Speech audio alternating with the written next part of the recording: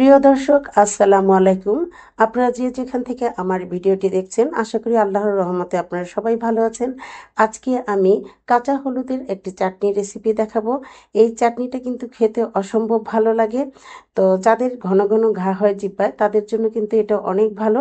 তো চলুন ঝটপট দেখে নিই কীভাবে তৈরি করতে হয়।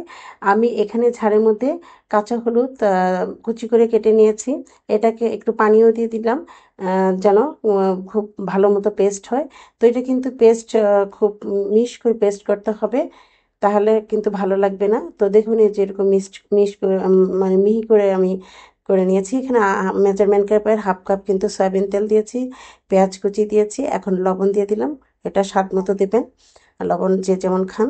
একটু লাল লাল হয়ে গেলে পেঁয়াজটা এখানে দিয়ে দিলাম, চা চামচের 2 চামচ মরিচের গুঁড়ো, জিরে গুঁড়ো দিয়ে দিলাম 1 চামচ, রসুন বাটা দিয়ে দিলাম 1 চামচ। এখন একটু ভালো করে কষিয়ে নেব পানি দিয়ে। তো ভালো করে কষিয়ে নিলে কিন্তু মশলার মানে কাঁচা একটা গন্ধ এটা থাকবে না।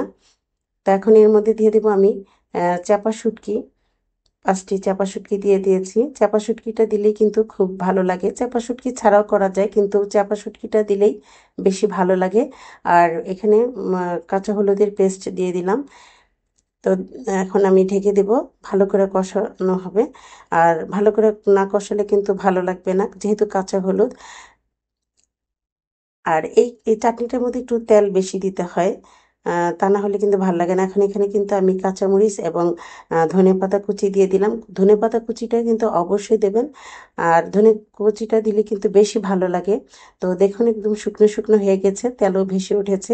যখন এরকম একটু চারদিক দিয়ে তেল ভেসে উঠবে, বুঝতে হবে যে হয়ে গেছে। যে দেখুন, খেতে কিন্তু অসম্ভব ভালো লাগে। এখন আমি এগুলো সবগুলো উঠে ফেলবো।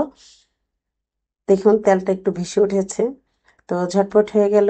তো এভাবে আপনারা একবার তৈরি করে খেয়ে দেখবেন। আর যারা নতুন দেখছেন আমার এই ভিডিওটি, তো আশা করি আপনারা আমার চ্যানেলটির পাশে থাকবেন, সাবস্ক্রাইব করবেন। তো খোদা হাফেজ।